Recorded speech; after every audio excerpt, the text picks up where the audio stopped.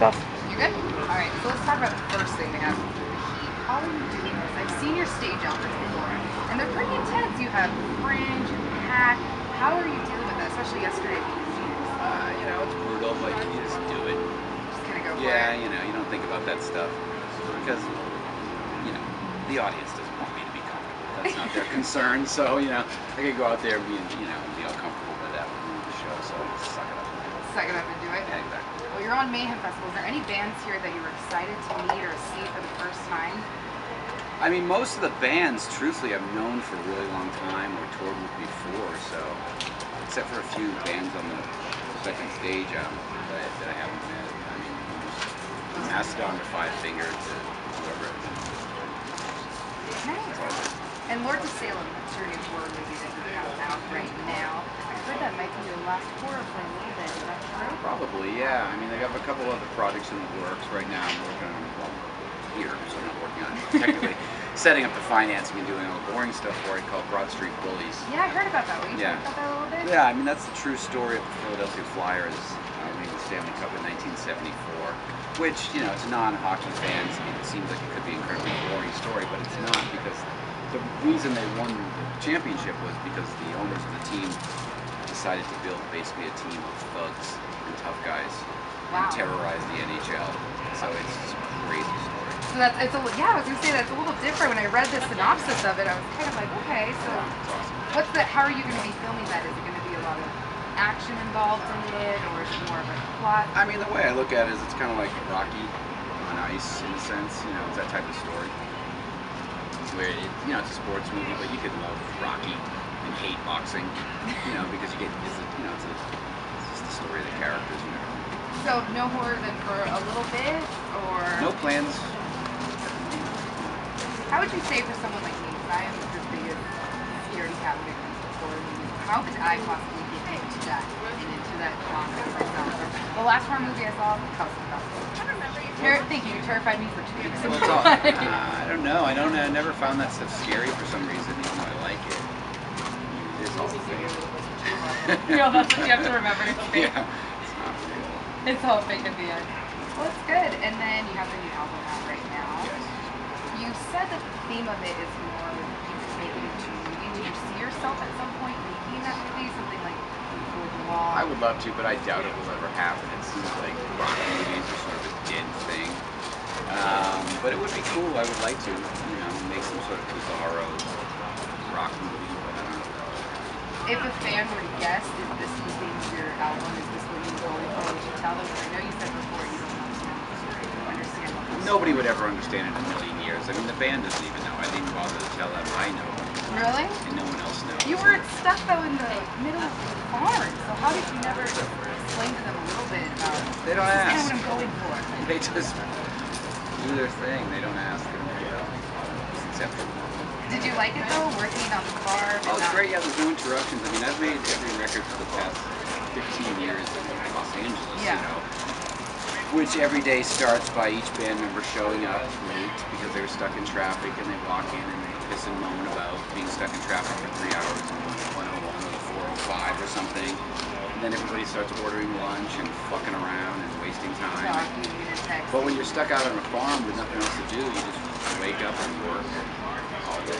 So it's great. So it kind of did work better for you then? Oh, it was great. We had a blast. I mean, you know, John was staying there, and John and Clyde would just roll out of bed in his pajamas and stumble across the field and walk in and start playing guitar. Half asleep. Yeah. Do you think you'll do another album like that too, where you just kind of seclude? Yeah, that's the way I want to do them all from now on, because there's no record labels or nothing there really. It's a problem, but you know, there's nobody around. Nobody bothers you. Yeah, the phone doesn't ring, and no one comes by, and you just work. So you did on the East Coast this time. Maybe next time something on the Joshua Tree or Island, or do you think that would change the whole deal of the album if you were to change? I think probably the nicer the location, the lazier everybody would get. Let's do it in the Bahamas. Every day everyone's... I think we'll keep it out in the woods. Do you think that works out a little better for you?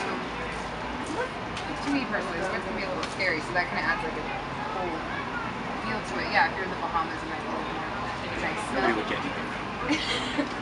Now, you're a fashion. Let's talk about this. I'm a girl, so I love fashion.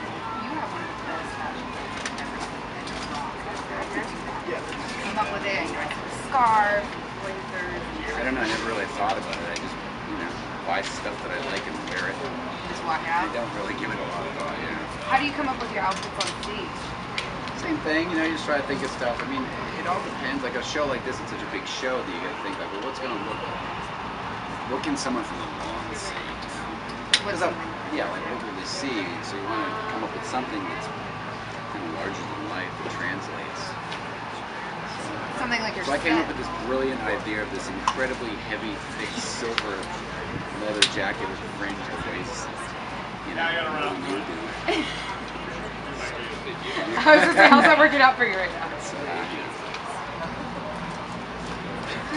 Great in Phoenix yesterday? Yeah, no, it's brutal, but it's fun. Yeah, I've seen some clips of your performance. You do have a lot of props, the actions involved in it. We did a lot of everything. How do you put that together to sit down and think, I want to put this on a screen and on a screen?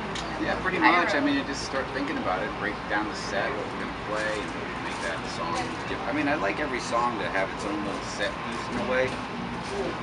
Just because I just think thematically that way. It's almost like a movie where I want it to always be changing. And there's nothing wrong with bands that do this, but I never want to just go out and do the same thing for every song, flower for every song. I like each song to have its own vibe. So, so each plays out differently. So, you've been on tour for years and years and years, and you have such a rock library to pick from. How do you pick which songs you want to play on stage and which ones you just know are always going to be great? Well, I mean, I always try to pick the songs that I assume the crowd wants to hear. But as more time goes on, it gets harder because it eats up the whole set. Even if you just play one song off each record, that's the whole set. So we keep changing it every night, changing it again tonight, because we still feel like we haven't found the perfect combination yet for this tour. So you have those classics, like you were saying, that fans love and they always want to hear. Is there any song that's not a single that just gets the crowd going every time and you're just like, wow, I didn't know that was such a fan favorite? Yeah, I mean, for a long time there was a song called Pussy Liquor that was just on the House of a Thousand Corpses soundtrack, and we thought people probably didn't know it, so we would never play it. But everyone would go, well, only girls are always requesting it. And finally, like, fucking play it. And we played it, we left it in the set for like 2 years because it was always like a big moment. So you never know, you pick a song that you know that they just like it. I was going to say, it's just a great title to go with. Let's go back. So you used to do comic books. Are you going to be coming out with any of those or in the near future, or are you predominantly working on Broad Street Bullies right now? I mean, right now, no, there's no comic stuff in the future. I mean, really what I'm doing right now is touring, trying to get Broad Street Bullies set up, and then also working in conjunction with that. John Reese who does Mayhem, and Kevin Lyman who does Warped Tour. We're putting together this thing called The Great American Nightmare, which runs for 2 weeks in October. It's like a giant Halloween extravaganza, so that's the first year of that, so it's the other thing. Yeah, and you have so many different genres involved in that. You got everything from 303 to Melolachi, which is awesome, to Motionless in White, Butcher Babies. Why did you do so many different genres? Well, because every night's different, I mean, the main thing is that there's these giant haunted houses. It's not really a music event, but like I said, there will be music every night, but I didn't want every night to be the same. Like one night's old school punk rock, it'll be TSOL, the Dickies, Vandals. One night it's dance music, one night it's because everybody likes Halloween, but everybody doesn't like the same music, so I didn't want to do 2 weeks of And you have the 3 haunted houses in there. You have the House of a Thousand Corpses, Sale. Which one's your favorite out of the 3 haunted houses? I don't know yet, since they're still building them. I haven't seen them all put together. But the 3D, there's one for El Super Beasto, 3D. And I saw some pictures of what they were building, because it's all being built in Texas. And they have these giant inflatable woman's legs can walk through the middle of the maze. So that was pretty out there. That's kind of awesome. Yeah, it's pretty So are you going to be going for all the weekends, or just only a couple? I don't know what I'm going to do. I mean, I'm only playing the last night, November 2nd, the show I'm actually playing, but I'll be in and out. So that's kind of cool. I didn't know you had Kevin working on that too.